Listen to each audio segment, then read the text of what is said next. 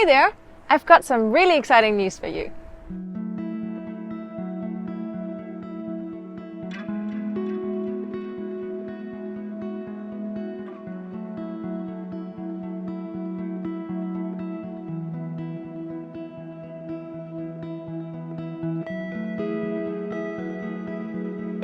For those of you who are new here, I'm Nika, and somewhere around here is my salty little pub Boga. About a decade ago, I decided to leave the 9-to-5 behind, and I took a leap of faith and I bought a bargain sailboat in Panama all by myself and started crafting a life that feels true to me. And I can tell you, it hasn't always been smooth sailing since then, literally and metaphorically. There have been moments of pure joy, like completing my first week-long solo passage or crossing the magical equator line on my own boat. And there have been moments that brought me to my knees, like finding myself in a remote bay with a broken engine, or discovering that I had multiple holes in the aluminum hull of my sailboat, leaving me wondering if maybe I had taken on a little bit more than I could handle. But here's the thing. Every setback and every storm and every mishap was totally worth it because they pushed me beyond my comfort zone. And that is where the magic truly happens. That's where I grow, and that's where I find out who I truly am, and that's where I catch those elusive glimpses of freedom and joy that make it all so worthwhile. Which brings us to the big news. Welcome to Season 8 of Untie The Lines. In this season, once again, I will be pushing my comfort zone. But it's not going to be about, or just about, sailing challenges or refit or exploring new places. It's going to be about sharing the helm. I'm going to jump ship and I'm going to leave my beloved sailboat Carl behind for a while, and I'm gonna join my partner Flo on his boat Santana, a Halberg Rassy 35. Flo has been living on his boat for the past 2 years, sailing her around the Mediterranean from the rugged cliffs of Corsica to the sunlit shores of Elba. And now he decided to point her bow westward, and I'm gonna join him as crew. But here's the twist. Flo and I are both pretty strong-minded, single-handed sailors. We're used to calling the shots and doing the things our way. Now, sailing as a couple, that's gonna be an adventure in itself. This season is gonna be about learning a new boat, sailing to new destinations, and figuring out how to sail as a team without losing the spark of independence that has both brought us here. So what can you expect from this new season? Honest and authentic stories about what it's like to chase your dreams, the highs, the lows, the challenges, the victories, the lessons learned. And of course we're going to throw in some incredibly beautiful nature shots, because without the beautiful Mother Nature, we wouldn't even be out here doing this.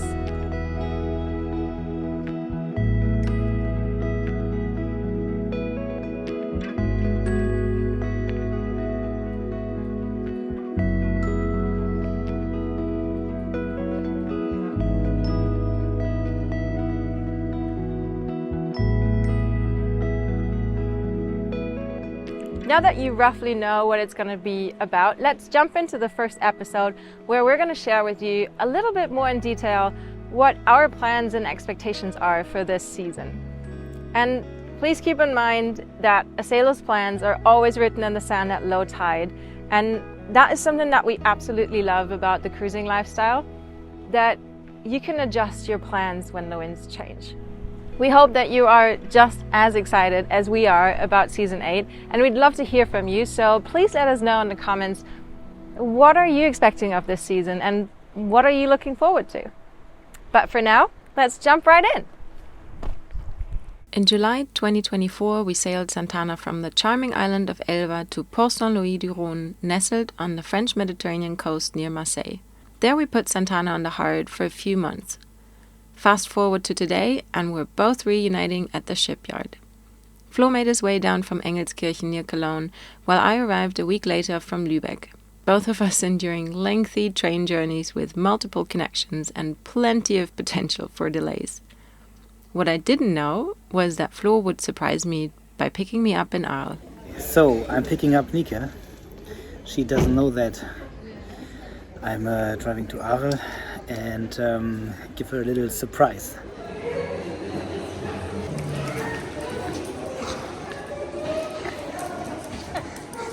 Ja, hallo.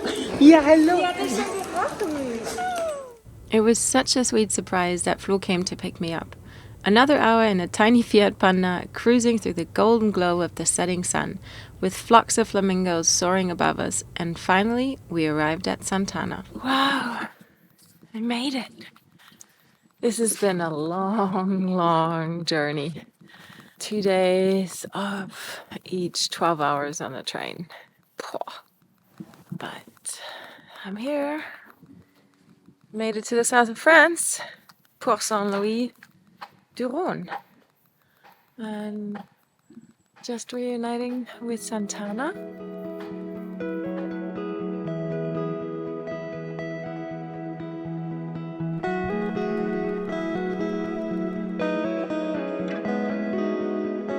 Good morning. It's a slow morning here on Santana. My wish was to sleep in this morning. And I was granted. I've been so tired from traveling and prepping everything before leaving, so I'm really glad that I could stay in bed for a while. Flo got us some fresh French baguette and croissant and pain au chocolat from the bakery, so I'm getting the full treat this morning. Before diving into our delicious French breakfast, I quickly unpacked my things under Flo's watchful and slightly concerned gaze. This is what happens when you have a vlogger moving onto your boat. There's a lot of electronics going on. Luckily, I was giving these boxes to stow them all properly so they're not laying around everywhere. So, this is the beginning of season 8, I guess. Yet another one. Yet another one. And we have already talked to patrons a little bit about this in the past, but for you it's all pretty new, so we thought today we're going to give you a little insight of what the next half year might look like. Do you know? No, but I guess like what the plan might be. It's November 2024. Right? Yeah. Yeah. And what are the plans? That we're going to talk to you about whilst we're going to take a little walk around here in this yard. And we're going to do something slightly risky because Flo's going to go one way, I'm going to go the other way, and we're both going to tell you what we think that the next half year is going to look like. And then we're going to meet up again. If I had known that this yard exists, I think this is where I would have gone boat shopping way back then, 11 years ago. I wonder how few boats are for sale. There are 2,500 boats here, and there are probably 12 for sale, officially for sale. Officially for sale, yeah. A lot of them look like they might be for sale. Anyways, it's a beautiful it's a beautiful yard with like a lot of little treasures and gems and project boats and broken dreams. So we thought maybe we're gonna look at some of those with you. Alrighty. Shall we go for a little walk? Okay. Off we go. You gonna go left or right? I go left. Left. Okay, where are we gonna meet again? What am I expecting? Well, we are in the south of France right now, and I really want to leave the Mediterranean for the winter and reach the Canary Islands more or less as soon as possible. The next couple of months, I've always been saying 5 months, and then Phil said, like, why actually 5 months? I'm not sure, because that sounds like a reasonable time. To me, this is quite a big change in my life. I think it's the very first time that for such a long time I'm sort of leaving my own agenda behind and tagging along on someone else's agenda. What I'm really interested in is that we are not in a hurry. Okay, for leaving the Mediterranean so we won't get stuck here when the winter storms start, that's one thing. But apart from that, I just want to take my time. So for me, it's a very new adventure. And I think that is probably what I'm looking forward to most, to see how that feels and to enjoy it, the companionship, but also not having to have an agenda that I need to stick to, but kind of like more going with the flow.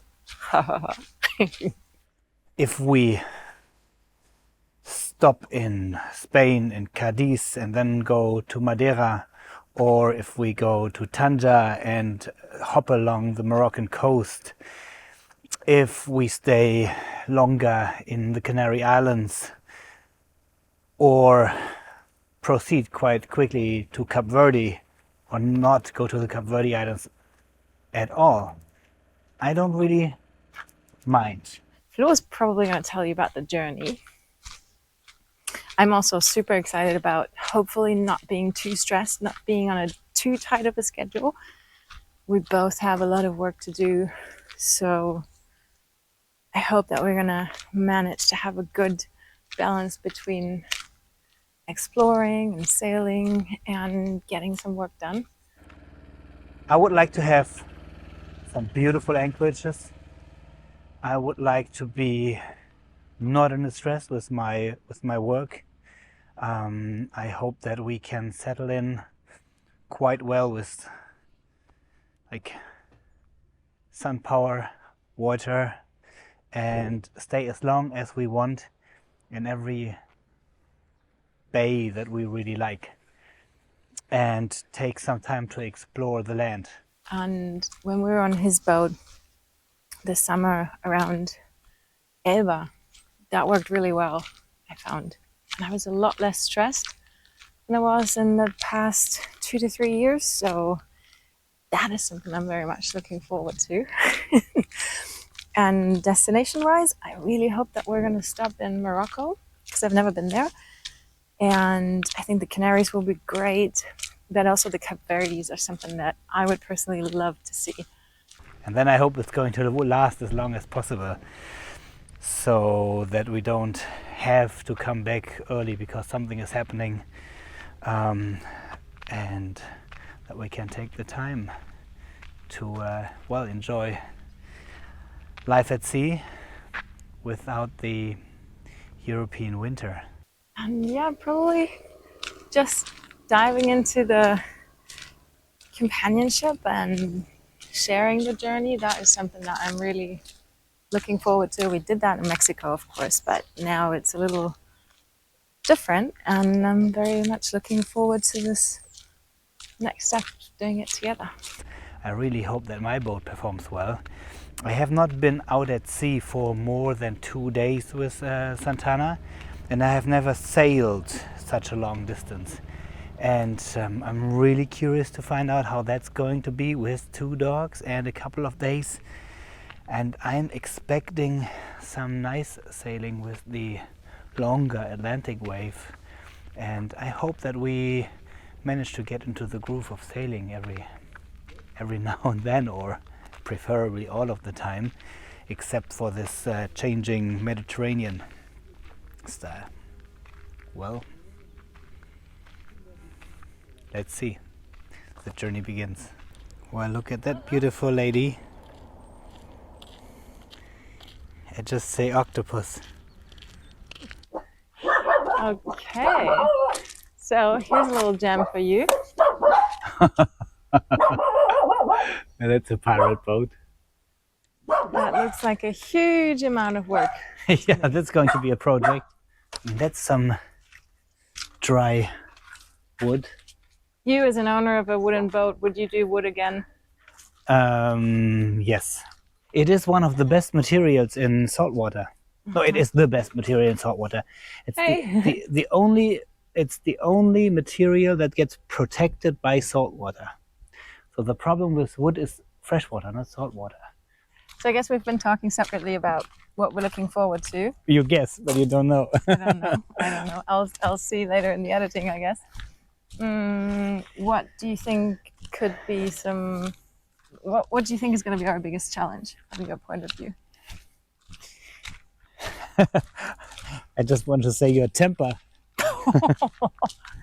We were just passing by an Amel and Flo was asking me if that would be something that I would want to buy if ever anyone would be buying a boat. And I think I like something like this better. So, but Nika likes it when they are rusting.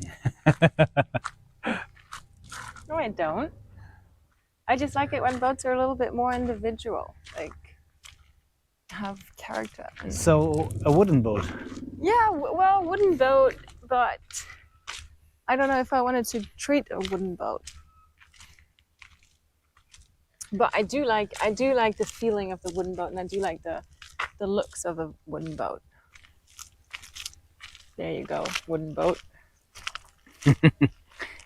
I think for me, I see a challenge in the sailing as well. It's going to be a very different sailing environment, potentially stronger winds, I guess. Stronger winds than? Stronger winds. You mean our no wind challenges? Look at this one. Ah, the Halberg Rassy Club. Yeah, no, it's not only a Halberg Rassy Club, it's the exact same boat like mine, but as a ketch. So I really like that. It has a hard top, so it's almost the same kind of windows like mine, but it has a hard top, and it has the 2 masts and a little bit of bow extension. Yeah. Bowsprit. Bowsprit, yes. And I think they sail very well because it's still the long keel, same hull shape like mine, but with the different wind pressure distribution. And it has a radar. I think Flo is going to fill a very big gap that's been happening on my channel. I'm not very nerdy, so you can have all the... She finally got herself a nerd. No, I'm calling you a nerd. Yes, you got yourself a nerd. Yeah, I got myself a nerd.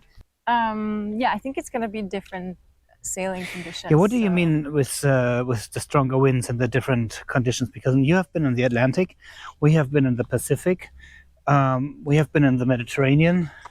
Yeah, but we haven't been in stronger conditions together, so that is, I think, going to be, to see how we're going to work together as a team in stronger conditions. Because then, sailing does have inherent dangers and...